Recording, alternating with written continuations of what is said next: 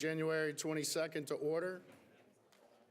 We're going to start with our prayer with Acting Mayor Keith Rayno.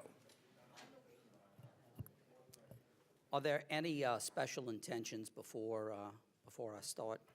Yeah, I have one. I'd like to keep in our prayers and our thoughts Ramon Munez, who is a good friend to a lot of us on his panel and throughout the city, who's a good friend and supporter for the city and a lot of us. So if we can keep him in our prayers.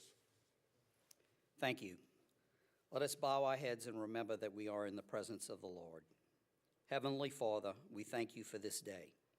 Thank you for blessing us with it and in it another opportunity to serve you. Thank you for being the light in this dark world. Thank you for the enormous blessings that you send our way. We thank you for the opportunity to serve others in your name. Lord of mercy, we pray for all those in our community who are ill and in pain. Touch them with your healing power, that they may be restored to good health. Father, we pray for the families in our community who have lost loved ones. Comfort them in their time of sorrow and have mercy on the souls of their loved ones. As it is written in Psalm 107:8, let them give thanks to the Lord for his unfailing love and his wonderful deeds for men. In thanksgiving to you, Heavenly Father, and in Jesus' name we pray, amen. Amen. Councilman Klein, would you lead us in the pledge? I pledge allegiance to the flag of the United States of America and to the republic for which it stands, one nation, under God, indivisible, with liberty and justice for all. Madam Clerk. Mr. Chairman, you have a quorum this evening. In accordance with Council Resolution Number B14550, please be advised that all cellular telephones, pagers, beepers, and other devices of this nature must be deactivated or silenced throughout the council meeting. Mr. Chairman, I've received a request this evening to change the order of business to acknowledge Mr. Carl Weber with Atmos to address the Kenner City Council under reports from the council and/or special committees. Motion by Councilmember Impastato, seconded by Conley, to change the order of business. Members, please vote. Mr. Chairman, motion passes 6-0. All right, Councilman Impastato, you have the floor.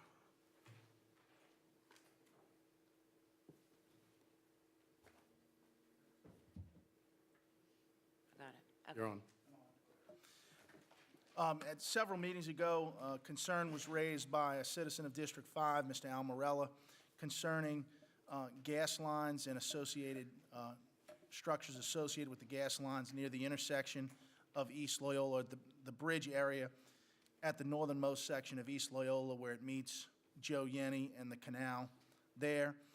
In light of those concerns that were raised at a couple of meetings, myself and Councilman Segura contacted Atmos Energy and asked if the representatives of Atmos Energy could look into the situation and provide us with a report based on their review of the conditions at that area. So at this time, I would ask the representatives of Atmos Energy, if you would mind, come to the podium, please, and enlighten us on anything material that you learned from that review. Thank you. Good evening, and thank Council. you in advance for taking your time, not only to do your inspections and evaluations and the time you spent out there, but also for joining us at the meeting this evening. Oh, absolutely, absolutely. It's our responsibility. Good evening, council members. I'm Carl Weber, Manager of Public Affairs with Atmos Energy. I brought along the operations manager for this region, Tommy Nakhen, to talk about the canal crossing, particularly at East Loyola and Yenny Boulevard.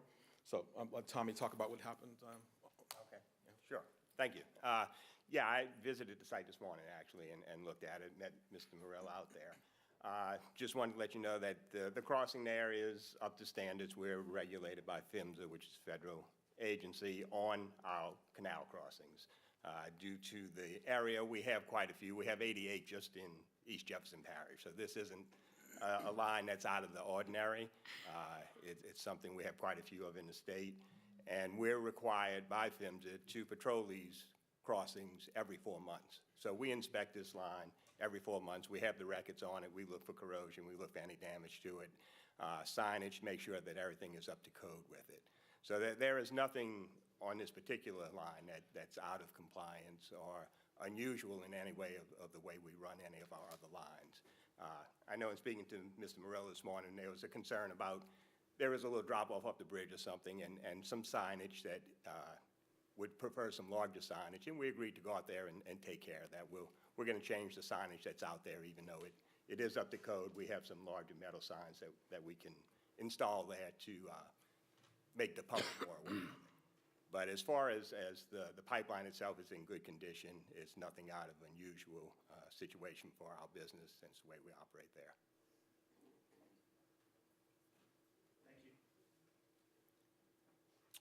Councilman Segura. Thank you. Mr.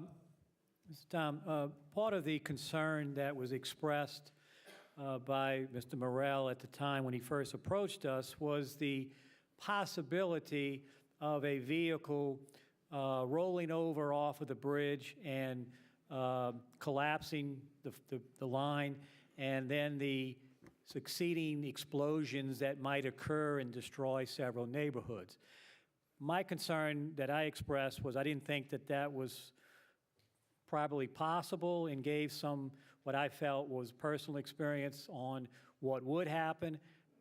Part of my concern of having y'all then is to answer to Mr. Morel as well as the public, what could happen if that line was ruptured? Sure. And just a little background, I've been with Atmos for 42 years. So I've seen a lot of these canal crossings. We have had incidents in the past where they've been hit. We haven't had one that has ruptured in 40 years that I've been here. The way they're constructed, we've had cars on top of them, we've had cars hit them, and the pipelines are constructed to where they can bear that. If something were to happen, if it would burst, it is an exposed pipeline. So it's not underground, so there's not a danger of explosion. There's not gas that's going to collect. It's not going to travel to areas where it can collect underground and cause it. It's going to dissipate into the air. Gas is lighter than air, so it's going to go up. So it is possible that you could have a rupture. You could have gas blowing there. In this particular one we've located, we have 5 valves, underground valves that are in that area that would be shut off, that would contain that pipeline itself. So it's easy to turn it off. It would take a matter of minutes, probably 30 minutes, 40 minutes, to get those valves, get them shut down, and it would turn the gas flow off to a pipeline. So the danger of an explosion is not there because it is above ground. It's not an underground pipeline. There's always the possibility that it could burst, I guess, if something did hit it. But like I said, in my experience, we've never had one that was hit and was broken above ground. Speaking, I think there was some concern about the potential of it traveling, I guess, the pipe, and that's not the nature of natural gas. As Mr. Nakhan mentioned, it has a tendency to rise with air and dissipate. It's only when natural gas is concentrated in small spaces where you have the potential for an explosion or something like that, when it mixes with air. And by the nature of the pipe, there's no air in the pipe except natural gas, so it won't travel. There's nothing to help ignite it or feed it. Mm-hmm. So if anything were to happen, an accident, you could probably get a localized fire at the site, but that's it. It will not travel it won't travel the underground pipe. And there's also a specific explosive range for natural gas. It's between 5% and 15% in the atmosphere. So on a pipeline that size and that pressure, it's usually too much gas to ignite.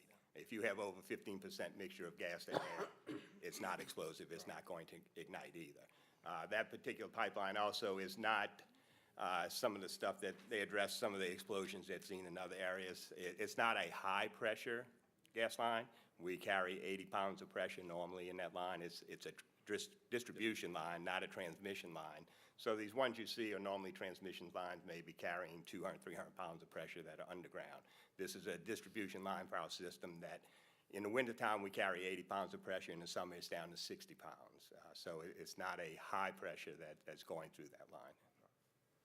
Okay, so as I believe I heard you say correctly, then that if it's ruptured and had an ignition, one, because of the high amount of natural gas to air, that may not be a fire, but if there was a fire, it would just be a localized fire at the rupture point? Correct. And and it would just burn like a, Yeah, it Big- would be coming, big cigarette. where it's coming out of the pipe, it could ignite there, and it would burn like a flare, off the okay? pipe. And then that would just be there until your crews shut the arrive to valves off. turn off the feeding valves? Correct. And Mr. Nakhan mentioned, we have like 5 valves or 6 valves? Yeah, we have 5 valves for that Within particular one. a block of that location, so, you know. But still relies on a gas employee coming out there and turning them off? Correct. They're not automatic? Right. Correct. Okay, Manual, yes. okay.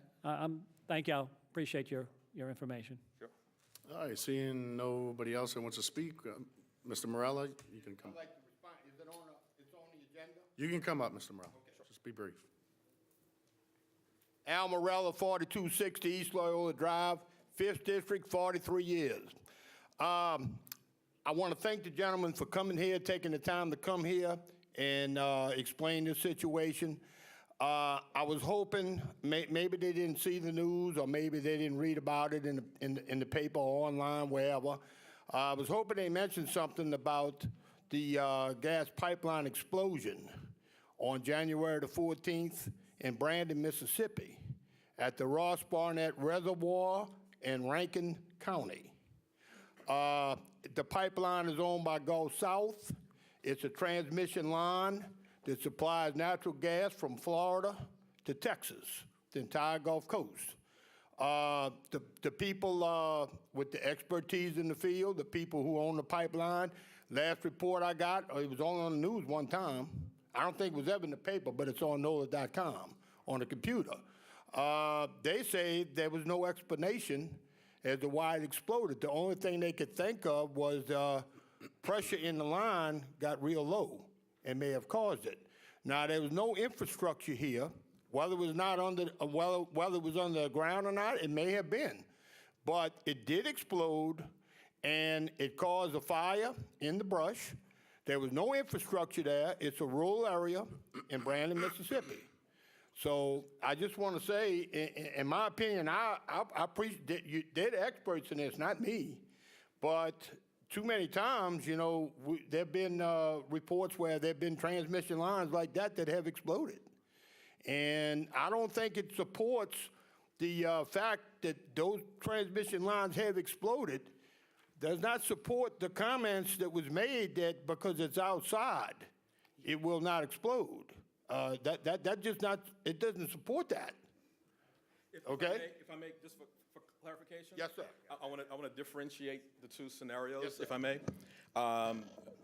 That was a pipeline, a transmission line that was underground. If for some reason there is a leak, it's in a confined space and it requires an ignition source. And what that means is that somewhere the natural gas traveled away from the leak and there was some ignition, and that's how that explosion happened. So first, it won't explode because of low pressure or anything like that. And again, that was a transmission line, possibly 1,500 pounds of pressure or more, depending. I'm not familiar with that particular line. We're a distribution company. All of our lines here in distribution lines are, as Mr. Nakhan mentioned, ranging from 60 pounds of pressure to 80 pounds of pressure. So there's not that kind of pressure to force the gas to travel underground. Gas has a tendency to want to dissipate in the air. So when you're talking about a canal crossing, which is the other piece, that area is not underground, it's exposed to the air. It's going to want to blend in with the air. It's not going to want to travel underground because it's going to take the path of least resistance. And so it's going to dissipate, and you won't have that same effect as you would with a transmission line. Again, this is a lower pressure, it's exposed. Now, there's potential for, if, heaven forbid, something were to happen and there's a possible fire at that site, it would act as a flare, you know. But again, as Mr. Nakhan mentioned, it depends on the ratio of air to natural gas. If there's too much natural gas, it can't trigger. You have to have that blend at a certain percentage to do that. And as you mentioned, I've been with the gas company for 37 years. She's been with 40. And we've seen cars on top, you know, they're encased in steel, and we've seen cars hit the canal crossings and literally sit on top and have a wrecker come and pick the car up, and the line's fine. And we inspect it every 4 months, and we check for everything. So it's a different scenario. Those pipeline, those transmission lines are totally different animals than the distribution lines. Yeah. All right, well, thank you for your explanation, and that'll hopefully put this matter to rest. Yeah, thank you. And I want to close on just two things. I want to say I appreciate the gas company going to take care of that signage over there. But I would also like to mention to the city of Kenner again, since we're responsible for the infrastructure on that bridge, we need barriers, man, on those four corners. It's a straight drop-off. Some of the stringers, the wooden stringers they have supporting that ledge right there is rotted out and gone. And so we need to do something about those four corners. If nothing else, to prevent someone from going in that canal or a possible fire. Thank you, Mr. Morello. Thank you. Acting Mayor Reno, you have requested to speak. I'm going to invite Mr. Murillo to contact me in the future if he has any concerns, to call me directly, and We would I'll give him appreciate it. material to let him know how it works. Thank you. Okay, all right. I just have one question for y'all before y'all step away. So natural gas is lighter than air. It's different from LP gas, which is something that would puddle. Correct. And so that's the reason that you wouldn't have an explosion. Just wanted to clarify that for the record. Yeah, that and because the pipeline itself is situated above ground ground, already, the gas is going to disperse in the air. It's not going to travel under the bridge or to the ground. Thank you. We appreciate y'all. And Councilman Impastato to close. Just to say thank you, gentlemen, for taking your time and giving us the explanation and resolving this issue. Thank you. Thank you. All right, Madam Clerk? Mr. Chairman, I have received a request to amend the agenda this evening to include item 13C, a resolution expressing support for the development of parcel D3A1-A Highway Park subdivision located at the northwest intersection of Williams Boulevard and Joe Yenny Boulevard. All right, motion by Councilman Conley, seconded by Councilmember DeFrances to suspend the council rules. All members, please vote. Mr. Chairman, motion passes 6-0. All right, motion by Conley, seconded by DeFrances to amend the agenda to include item 13C. Is there anyone in the audience that would like to address the council on this, that opposes it? Seeing none, all council members, please vote. Mr. Chairman, motion passes 6-0. Thank you. Under the consent agenda this evening, we have item 1, approval of minutes, the regular council meeting of January 8th, 2015. Item 2 is approval of alcoholic beverage permit applications. Item 2A is a resolution granting an alcoholic beverage permit to Divine Mercy Catholic Church on January 24th, 2015 at 4337 Salentini Parkway in Kenner, Louisiana. Item 3 is approval of bingo and public gathering permits. Item 3A is application number 1860/15, Divine Mercy Catholic Church to hold a public gathering on January 24, 2015, from 8 a.m. to 5 p.m. to hold a fundraiser at Divine Mercy Church, 4337 Salentini Parkway in Kenner, Louisiana. Item 3B is application number 1861-15, Metairie Humane Shelter to hold a public gathering on March 21st, 2015, from 11 a.m. to 3 p.m. to hold a fundraiser at Veterans Park in Kenner, Louisiana. Item 3C is application number 1863-15, the City of Kenner to hold a public gathering on February 16, 2015, from 10 a.m. to 4 p.m. for the purpose of Lundi Gras 2015 at Rivertown Parking Lot in Kenner, Louisiana. Item 3D is application number 1864-15, Discovery Health Sciences Foundation Incorporated to hold a public gathering on January 31st, 2014, from 9 a.m. to 10 a.m. for the purpose of a fund run at Kenner City Park in Kenner, Louisiana. Item 4 is correspondence reports from the mayor, CAO, department heads. We have none. Item 5 is acceptance or rejection of bids requiring an expenditure of less than $5,000. We have none. Item 6 is change orders requiring an expenditure of less than $5,000. We have none. Item 7 is acceptance of committee findings for final passage. We have none. Item 8 is re-subdivision ordinances for final passage. We have none. All right, on the consent agenda, motion by Councilmember Conley, seconded by Councilmember DeFrances. Please vote. Mr. Chairman, motion passes 6-0. Under the public appearance agenda this evening, we have item 9, public hearings for final passage. Item 9A is a resolution calling a public hearing to be held by the council for the city of Kenner to determine whether the structures located at 3009 Utah Street in Kenner, Louisiana shall be abated by repair, rehabilitation, demolition, or removal. Mr. Chairman, we've received a request for a one-meeting deferral tonight. All right, motion by Councilmember Carroll, seconded by Councilmember Segura for a one-meeting deferral. Any discussion? Councilman Carroll? Thank you, Mr. President. Yes, I'd like to first thank the Code Department and all of the officers that has that have been working through District 1 with obviously the concern that we all have with blighted property. It is something that is ongoing, and we are doing a great job with it. I had an opportunity to speak with the Director Valot, about this particular property on Utah, but I also had an opportunity to speak with the property owner and a real estate person. The property owner is presently does not live in Louisiana. We talked about a couple of options. He has started the process of submitting applications to secure and to upgrade the property, and with the hopes of moving back to the city of Kenner, which we always like. So as I agree with Director Valot about this, I would like to ask for a 2-meeting deferral as opposed to a 1-meeting deferral, just to make sure we are giving the property owner, the realtor, and a couple of the options a chance to be able to take place. So I'll ask for your support for a 2-meeting deferral. All right, so the motion on the floor is for a 2-meeting deferral, and that's a motion by Carroll, second by Segur, and Councilman Impastato. I just wanted to ask Ms. Vallow, Co-Director, if you have an opinion on that? I have no objection to a 2-meeting deferral.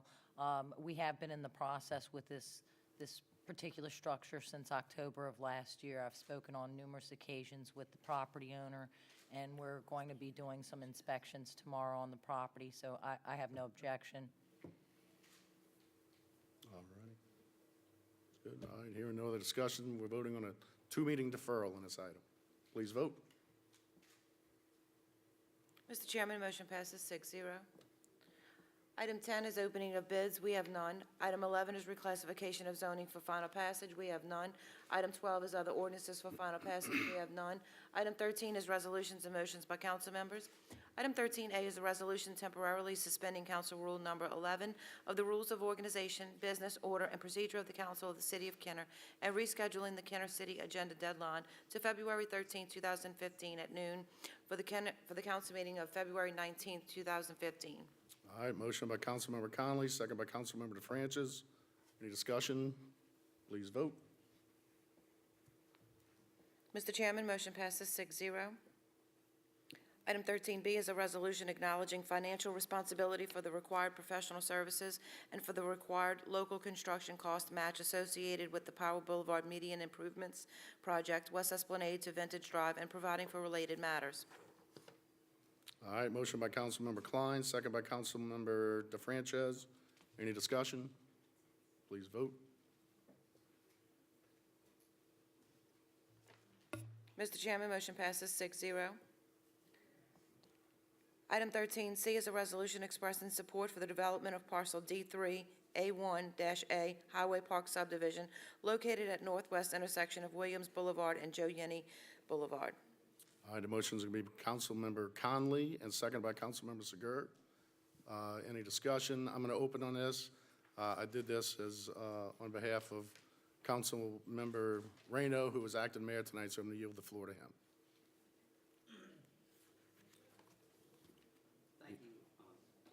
Thank you, Mr. President. And I appreciate the council's support in putting this resolution on the floor tonight. We have a developer who wants to develop the property that is currently owned by Loyola University, and they have an agreement to purchase on that property. And in order to get that property appraised as a commercial development, right now it's Zone SO, Special Ordinance, and it's set up for a PUD. But the appraiser wants to make sure that it's going to be zoned as commercial property and not residential property. So this is just something to give that developer so that he can obtain his financing and get the proper appraisal. And everything on this development will have to come back in front of the council in order to be approved. So, thank you. All right, thank you. Seeing no other discussion, please vote.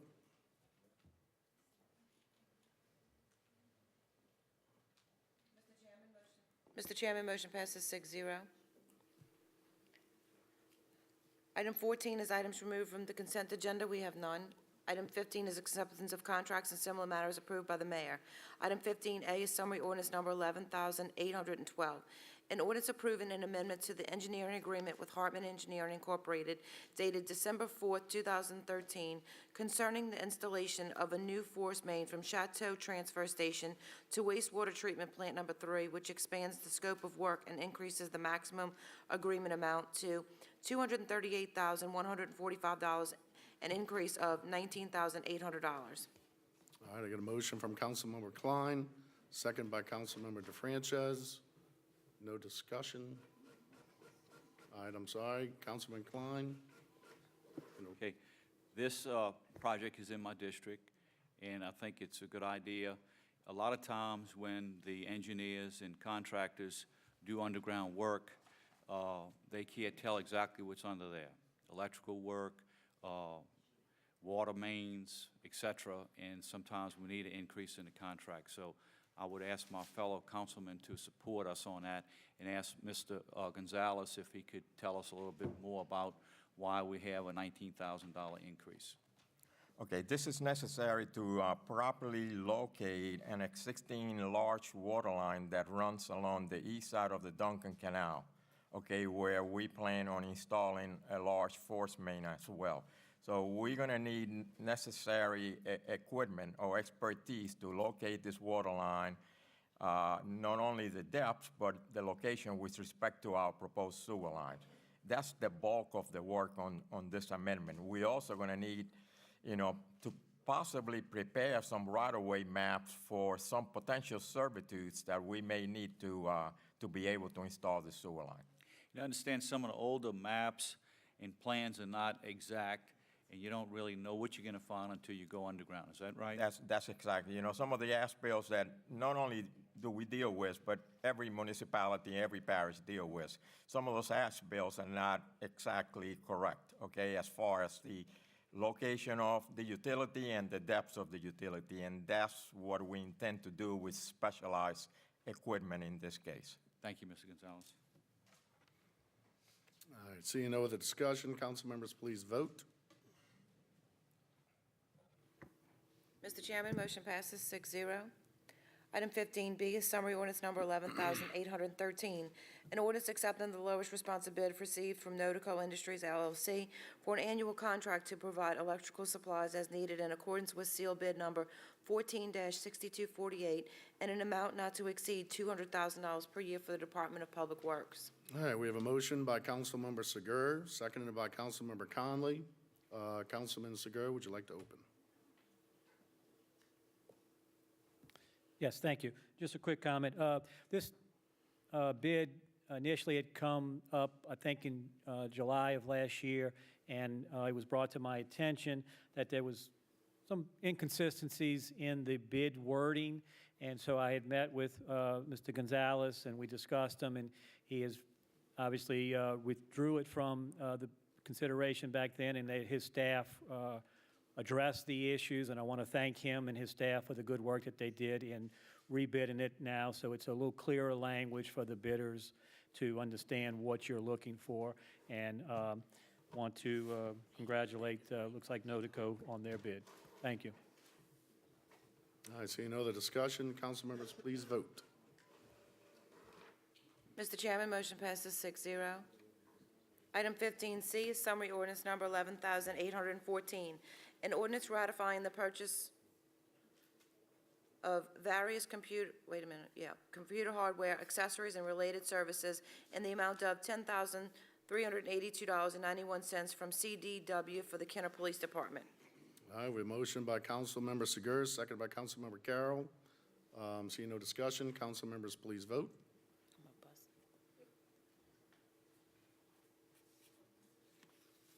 Mr. Chairman, motion passes 6-0. Item 15D is summary ordinance number 11,815, an ordinance approving an amendment to the professional services agreement with Linfield, Hunter, and Junius Incorporated, which increases the maximum agreement amount of $80,300 for professional services related to the removal and replacement of asphalt pavement from the main covered entrance of the Punch Train Convention and Civic Center. All right, we have a motion by Councilmember Klein, second by Councilmember Impastato. Seeing no discussion, council members, please vote. Mr. Chairman, motion passes 6-0. Item 16 is ordinances and resolutions in summary for first reading. Mr. Chairman, we've received a request this evening to remove item 16A from the agenda. All right, have a motion by Councilmember Conley, second by DeFrances, to remove this item from the agenda. Council members, please vote. Mr. Chairman, motion passes 6-0 to remove item 16A. Thank you. Item 16B is an ordinance accepting the lowest responsive bid received for the purchase and installation of motorized roll-down shutters, wind retrofit shutters, for the City of Kenner Emergency Operations Center in accordance with seal bid number 14-6249 for the Department of Public Works.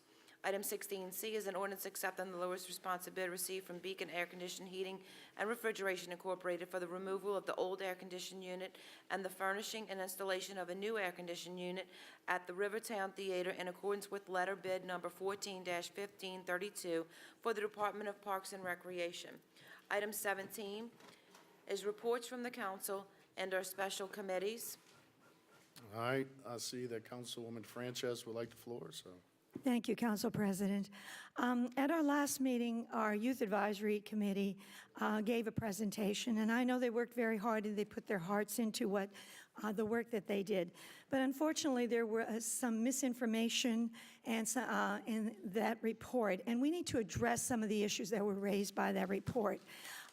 One of the issues they raised, of course, was about gangs at the Esplanade Mall, and various problems that they were afraid were taking place at the mall, incidents that would make people uncomfortable shopping there. So I asked our police chief to please address that issue. So I'm going to give him the floor first and let him address that issue that was raised. Thank you. Well, first, I'm just open by saying that we haven't in the past have any gang activity at the Esplanade Mall. At all. I don't know criminal gang activity. I don't know exactly what the information or where the information got out. But since the last meeting, I went back, pulled the records for all of 2014. And just to give a couple of numbers to clarify some stuff where I can talk to them blue in the face about no gang activity, but I'll give you some facts. In all of 2014, we've had 3 vehicle burglaries, all of them unlocked. We had 2 stolen vehicles from the mall recovered outside in the river parishes, and one what we consider a simple robbery, where something was taken out of the immediate possession of a customer, and it was juveniles that stole a cell phone from another juvenile. We've had a total of 440 items generated at the Esplanade Mall. And every time the police are called and a report's written, a different item is generated. It goes for example, if you have a shoplifting incident at one store, they go to the next store, shoplift there. Each one's a different incident.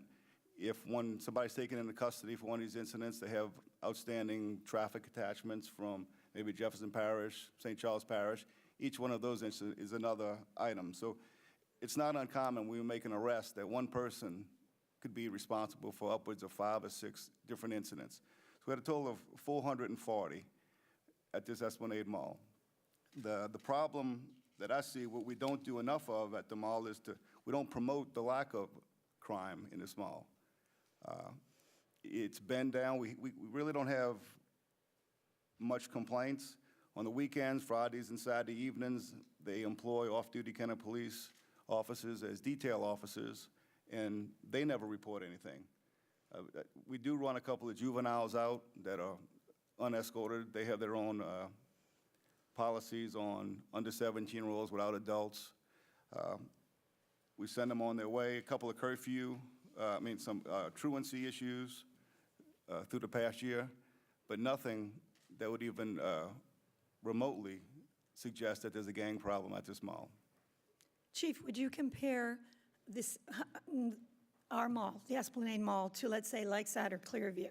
Or would you call it safer, less safe, how would you compare what goes on at the Esplanade Mall versus, let's say, the safety issues at Lakeside or Clearview? I mean, just the absence of the need of police at the Esplanade Mall would tend me to say that I believe it's safer. Thank you. And I will be honest with you, I've gone there many times. I'm going to tell you what I did, which perhaps some of you might think foolish. The last time I was at the mall, I did not see many young men with their pants down, but I did see one. There were two 18-year-olds. Sorry, what would you say? Hush. There were two 18-year-olds with their underwear. One of them had the underwear showing, the other one didn't. And just to show you, if I thought they were gang members, I would not have approached them, and I certainly wouldn't have said anything. And as they came close, I just happened to say to the young man, I really think you ought to pull your pants up a little bit because your underwear is showing. The young man complied, did not answer back, was not ugly, simply complied. Now, if that sounds like a gang member, then we need those type of gangs around. And my point being that every time I've gone to the mall, I have not seen any evidence of gang members being there. I would bring my elderly mother, who many of you know died last year.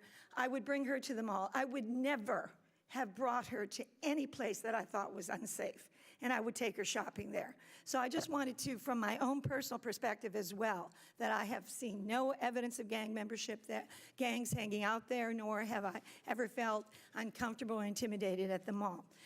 There was another issue that was raised as well by the young members of the Youth Advisory Council, and that is that the Simon Group needed to do something more, that they needed to hire an outside consultant to look at the mall and to see what problems exist and how best to bring the mall back. Well, they've already done that.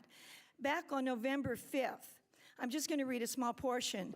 Rick Stein, who is the principal and owner of Urban Decision Group, which is a group, this group specializes in analyzing malls, going from one part of the country to the other. They analyze a mall, and they write reports to the owners of those malls as to how best to address some of the issues if they feel the mall is declining. And Mr. Stein came to Kenner. He met with the administration and myself. He met with Todd Aiken, who's head of the mall committee. He met with shoppers at the mall. He met with people in the neighborhood. He met with the people who run the mall locally. And we had some very open discussions, and he just wrote the following. I just wanted to thank all of you for meeting with me a few weeks ago to discuss the Esplanade Mall. The information you provided proved to be invaluable. We are still in the data gathering phase of our project, but it's coming along. Our client, meaning Simon, is keenly interested in the long-term success of the mall, and some of the initial feedback we have provided to them has been deemed very useful. So this is part of what he wrote to the city of Kenner, which tells us that he's working with Simon to see what can be done to make sure that we rejuvenate our Esplanade Mall. And in addition to that, I can tell you that many of us are working on the mall committee to do what we can to make sure that we help the mall move forward in the best way possible, to let people know that there are stores there and restaurants there that they should actually utilize the services of those restaurants and the businesses that are located in the mall. Ms. Annalisa Kelly and I have been working with the DOTD to try to get them to allow us to have blue signage on the I-10, just as they do all the way to Baton Rouge, all along the route on the I-10 to Baton Rouge. Those signs tell people to get off the highway and that there are stores there, that there are restaurants there, gas stations, et cetera. The DOTD has been a little bit reluctant, but we are working hard, and the administration has been very, very helpful in that issue. The DOTD has finally agreed to change the green signage. They came up with a proposal. We wanted to do something to, again, let people know we have malls in this area, and they have agreed to a dual name for 32nd Street. And they have agreed to call it Esplanade Mall Avenue / 32nd Street. This will let people know, again, on the green signs that are at the exits of the I-10, that there is a mall area there. So those are some of the things we've been working on. And again, the cost for advertising on the blue signs, it's minimal. The only problem is, unless the DOTD gives the sign company permission to install those signs, these restaurants, these businesses cannot advertise. So we're working to make that happen. I know Councilman Klein has a few comments he wants to make, and I believe Ms. Newton also has a few comments she wanted to make. Mr. Councilman Klein, can I? They're next, they're on the queue. Okay, good. Thank you then. All right. Councilman Klein, you happen to be up. I didn't know he- Is alive and well. As Chief Glazer said, the mall is safe. There's no gangs out there. There's no crime to speak of. There's a lot less crime than other malls in the area. It's a very safe place to shop. It's a true destination if you want to shop, you want to dine, or you want to see the theater. There's bright spots in the mall. Macy's is one of the leading Macy's in the nation for its tier. Dillard's is a clearance store now, but it's doing well. We have Target there, is doing very well. And we have other stores in the mall that are doing very well. In addition to that, some of the restaurants in the surrounding areas, Stingray's has been remodeled. Copeland's has added 20% onto his restaurant. He's always busy. If you pass there, going home or going to work, it's always busy. Also, Olive Garden and Zia's restaurant is always busy. They've always been successful for years and years. In fact, the mall has not only been there, it's been prosperous not only for years, but for decades. And I think if we patronize the mall, that's all the citizens of Kent and the surrounding areas, and I would call on everybody to patronize the mall, it will continue to be successful. It's got some challenges, but they have bright spots at the mall as well. For instance, we got a brand-new Grand Theater with 16 theaters, state-of-the-art. It's about a year old. When I go to meetings and stuff, I ask everybody how many people's been to the theater. They all raise their hand. So that's been very successful. Goodyear Tire has been there for a long time. They move into a new location right at the entrance to 32nd Street in the mall, which will be a larger store. They can handle more business, and they're expanding. Also, we've met with the mall management and with Mr. Stein, the mall's consultant, to see if there's any improvements that we can help them make, that the administration and the council will work very closely with them and have been working very closely with them. Rick Stein is very good at what he does, and he'll suggest some improvements, like we on the council and the administration has also suggested some improvements for the mall. There's a number of stores out there that are doing very good. Old Navy, Victoria's Secret, Champs, GNC, Cafe Des Moines, Vales, Macy's, Targets, and Dillard's are already mentioned, New York and Company, American Eagle Outfitters, Expressmen, Jamboree for kids, Ladies Foot Locker, Journey for kids, Foot Action, Finish Line, Things to Remember, etc. So there's all sorts of apparel for men and women, for children. There's shoes, and there's jewelry, and there's food. So the mall has been successful, and I think with the help of us as citizens and council members and the mayor, it will continue to be successful. And as Chief Glazer said, the mall is safe, and it's safer than other malls in this area. So I would invite everybody to continue to shop there and patronize the mall. And we'll keep you informed as the council, and as the mayor's office, we'll keep you informed as to those improvements. Thank you. All right, thank you, Councilman Klein. Ms. Newton, you have the floor. I'll try to keep this brief. Just to clarify, the group that comes before you and reports quarterly is the Mayor's Youth Advisory Council. They offer their opinion. What you heard was the opinion of a 17-year-old, and shame on the media for taking the opinion of a 17-year-old and procuring it as journalism. We have people in this administration or the chief of police who are experts on this knowledge. Channel 4 came to us, the administration and chief of police, before airing their report, and I appreciate them checking their facts before reporting, because opinions are not journalism. That's editorialism. It's not appropriate. The other thing is that the youth council, particularly the president, approached me after that council meeting. He was very disturbed by how the media portrayed that. That was not their intention by any means. And I explained to him that one of our concerns starting the Youth Advisory Council was that they were going to see the good, the bad, and the ugly. And they got a taste of the ugly.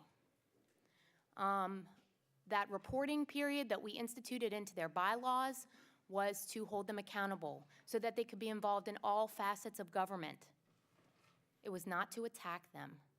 Just like anyone comes up to that microphone behind me, that's an opinion from the public and should not be taken as gospel.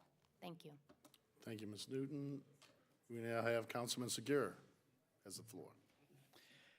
Well, I certainly want to thank Ms. Newton, because that's exactly where I wanted to go, was that I wanted to clarify that what I heard from that group was their thoughts, their ideas, and not to be considered factual in the truest sense of the mall is overrun by gangs, because in my experience with law enforcement in the city of Kenner, I've never seen the mall overrun by gangs. I do shop there regularly myself. I do not go to the shopping centers in Metairie. I stick to the one here, and I do have that safe feeling when I go there, as well as my family, that it is a good mall. Sure, we would love to see better selection of stores, and the comments that they made on a direction that administration, council can go, and hopeful that a private business concern would try to bring in better stores, was just that, an opinion in a direction. But we are at a little bit of the mercy of these conglomerate Simon company to make those decisions as to which stores they're going to go after, what leases they're going to charge, what price range these stores can operate in to have a profit. And so those are factors that are out of our control. We can legislate, but we can't dictate to these stores to pay the prices that maybe a mall management wants to charge them to come into this city. So we can meet and talk to them till we're blue in the face. It's a matter of business principle to every business to decide where they want to go. But to say that the mall is not safe for residents and shoppers, I agree, is not true, and I was astounded that it was written that way, because I haven't heard anybody tell me that they were afraid to go to this mall or unsure that it was safe for them or their family to go there in the text that was written in. Because I'd be right on cue to tell them the same, what the police chief just told them. We don't have any records of gangs running wild in that mall.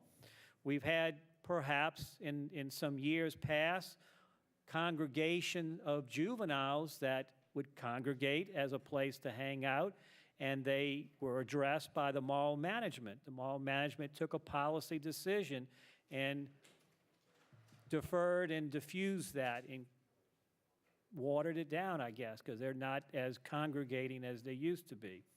So I just want, as everyone else is up here has said too, that don't take sometimes what is just reported through the comments of individuals who have a right to do so as the gospel, and that's what's truly happening. You know, check with our experts, which is again why we brought Atmos Gas here tonight to explain an issue that was commented on by the public, and we wanted the experts to explain that. So again, I want our residents to understand, on my position, it is a very safe and enjoyable mall to go to shop, and I look forward to seeing some other stores there too. Thank you. All right, thank you, Councilman Segura. Councilman Reno, Acting Mayor Reno, you've asked for the floor. Thank you, Mr. President. I just wanted to mention a couple of events that are going to be coming up. As many of you know, on New Year's night, there was a house fire in Driftwood, and the Davis family lost everything. Tomorrow night, there's going to be a fundraiser for them at the Crossings. It's a country music sit and listen benefit, and the artist that's going to be performing is Tom Shepard, a Nashville country music singer-songwriter, award-winning songwriter, who wrote hits like Riding with Private Malone and Redneck Yacht Club. Tickets are $25. There'll be food and beverage there. You can't beat the price, and it's a good night out, and all the proceeds are going to go to the Davis family. The time on that is 7 to 10. And that's right at the crossing in our historic Rivertown. The following weekend, The Kenner Police Benevolent Association is holding a fundraiser for Cindy McGregor. Cindy is the wife of Sergeant Brian McGregor, and she's battling breast cancer. The tickets, that event is $35 per person. They'll have music, food, drinks provided, and the time is 6 to 10 p.m., and it is also at the crossing, and then that is Friday, January 30th, and I would ask for your support. And finally, I just want to remind everybody, not this Saturday, but the following Saturday is the 46th Annual Crew of Driftwood Parade. This is Kenner's only parade. We've been parading for 46 years, and that parade will start in front of Driftwood Park Country Club. The parade starts at 1 p.m. They actually have a little pre-parade get-together prior to that. My wife, Donna, who is the parade captain, told me that they have 10 floats. The neighborhood parents and children are building floats. And this year they have 10 families, neighborhood, street families, because there's several members in the, on the float. They got together and built floats. So it's getting back to what it used to be back when it first started. And there's a bunch of marching groups, band. You'll have, naturally, I think most of the council members are going to be riding, and some other elected officials as well. So it's a great little parade. It's a great neighborhood parade. Bring the kids and all. Although I'm going to be in the parade, and my wife is the parade captain, our house is always open. We always have food and drinks, and if anybody wants to bring their family and catch it in front of our house, they can do that, 42 Emile Avenue. Thank you.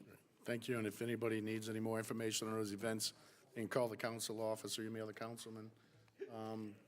Councilman Impastato, you've requested the floor. Yes, I'd also like to announce an upcoming event in District 5. This Saturday, Divine Mercy Catholic Church, St. Elizabeth Ann Seton School will have their annual cook-off. It's a tailgating cook-off this Saturday, starting at 11 a.m. There's a car show that starts at 11 a.m. with all kinds of vintage automobiles, antiques, and novel vehicles. But there's a tailgating cook-off that starts at 12, from 12 to 4 on Saturday. And Councilman Conley and I will have a booth where we will be cooking, and we promise that we will give out more than we eat. And so it should be a good time. $10 per person, all you can eat all day, and they serve drinks and everything and have plenty of activities for the kids. So hope everybody can come out and join us. At St. Elizabeth, it's at St. Elizabeth, at Divine Mercy Catholic Church at the corner of Salentini Parkway or Loyola and Joe Yenny Drive, at the church's premises this year. All right, thank you. Madam Clerk? Yes, sir. Next item is new business. We have none. Item 19 is unfinished business and/or motions to reconsider or remove from a tabled position. We have none. Item 20 is persons wishing to address the council on special subject matters. You're it. Al Morella, 4260 East Loyola Drive, 5th District, 43 years. I got a couple of questions. First question was deferred from the last meeting. The mayor was absent. This was for him. He's absent again tonight. So before I ask the question, I'm going to comment first. Back on December the 18th, the commander of my VFW, Hall 7732, received a letter from the mayor with his signature on it, stating that the DVDs, the videos from the moving wall, was available, and they was $20 a piece, and if you had them mailed to you, they was $25. And that was the end of the letter. My question to my commander was, well, where are the proceeds going for the people who purchased these videos? He said, Al, I don't know. He said, there's nothing mentioned in here about it. So I said, well, I'll tell you what, I'm going to try to find out at the next council meeting. So this leads to my question. Maybe Duke McConnell, since he's in charge of the money back here. I got the person that's going to answer it, and we'll get to it when you're. Oh, okay, all right, okay. Second, I got a question for you, Councilwoman DeFrances. The week of October the 20th, there was another movie production or whatever going on down there at the Pontchartrain Center. They had several trucks, and I asked someone if there was a production, movie production or whatever going on, and they said yes, there was. Several utility trucks down there with the name Basecraft, Kenner, Louisiana, on the side of the vehicles. My question is, I would like to know who owns Basecraft in the city of Kenner. All right, we'll respond at the end. Okay, now I got some more, Keith. I'm not done yet. Okay. Got a minute? Now I want to say that this is about the third time I commented about movie productions, trucks down there. It would seem to me that if this is revenues being generated for our city, and it was beneficial to the city and the citizens who live here, it would seem to me that you all would be eager to let us know what's going on and go all around the table, commenting on it like y'all usually do on other issues. So that's my questions, that's my comments. But I will ask this, like I do all the time, anybody got any comments, any questions for me? Thank you. So, thank you. Thank you. First, Ms. Newton. The money for the DVDs goes into labor and material costs for the production of the DVDs with KTV. That's standard costs for most of our productions, dance recitals, anything that they produce goes back to KTV for their time and materials. Thank you. And the $5 is postage. Thank you. Councilman Impastato? I just wanted to say for Mr. Morello's benefit, you can determine who owns any company in the I can't hear you, man. Turn on the All right, it's on. Go ahead. I just wanted to advise you, Mr. Morello, that you're welcome to learn the owner of any company that does business in Louisiana by going to the Louisiana Secretary of State's website, and all of that information is publicly available. So, or you can call them. So, you're welcome to call them. You can call the Secretary of State on the phone. I know you don't. That's who keeps that information, the Secretary of State. So, thank you. All right, Councilwoman DeFrances? I'll turn you on. You're on. I'm on. Mr. Morel, I'll be happy to look it up for you off the top of my head. I cannot at this moment answer the question. I'll be glad to get that answer for you. But we do bring revenue to the city of Kenner, believe me. Ms. Hahn works very hard in making sure that we have a committee in place before we ever approve a permit for anyone to film in the city of Kenner. That's number one. I want to point that out to you. And we have everyone at the table. We have the council person from that district, sometimes at larges if they can come as well, but that person from that district is usually the first one contacted. In addition, we have a representative from the police department. We have someone representing us from Public Works. We have everyone who may be impacted in this city come to the meeting, and only then, I know Ms. Vallow can elaborate if she would like to, only then do we consider ever giving a permit. Do you want to say anything, Ms. Vallow? I missed his question, but my presumption is it's with the filming industry. Basically, we typically have a film permitting meeting where we have every department represented. If there's going to be any, we have the fire department, we have the police department, traffic safety, public works. The city attorney is also involved in it as well. So pretty much every aspect with regard to their filming is discussed, and we take every measure that needs to be taken in order to make sure the citizens And in addition, are taken care of. And in addition, if any neighborhood is going to be impacted, they are notified long before filming is ever permitted to let them know exactly how long that impact will actually affect them, when it will occur, and if if they have to take an alternate route to get to their home, we make sure that they are well informed. So we take every precaution to make it as positive an experience for our people in the city of Kenner, and at the same time, bring in additional revenue. So I wanted to put your mind at rest on that. All right, Mr. Morello, you got more information than you ever asked for. Councilman Carroll, you got the floor. Thank you, Mr. President. This is not related to Mr. Morello. This was, I want to let everyone know we celebrated on Monday the 30th anniversary for the city of Kenner, Dr. Martin Luther King celebration.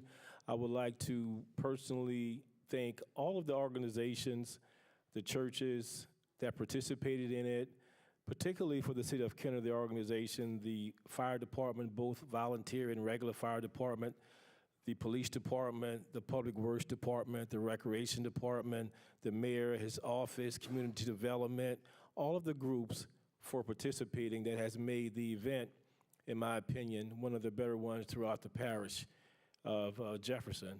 And we look forward to other years of celebrating Dr. King's celebration. And I'd like to personally thank all of my colleagues, everyone that attended the event. It's good that you guys come around to the different areas to get a chance to see the people from different areas that may not have the proper transportation or ability to get around to different areas. And this area, people come out to see this celebration. It's good that each and every one of my colleagues came out to it.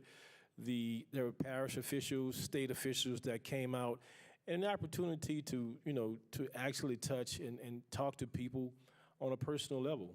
And nothing beats that. We be here at the council meeting, which is fantastic, but to come out and to look at people in the eye and to answer questions about this and to celebrate an event which is special not only to the city of Kenner, but to the state of Louisiana and to our entire country of the United States. Thanks again. Thanks for all the support, and we look forward for next year. Thank you. Thank you, Mr. President. Thank you. And that concludes the councilman. Motion to adjourn. Second. It's over.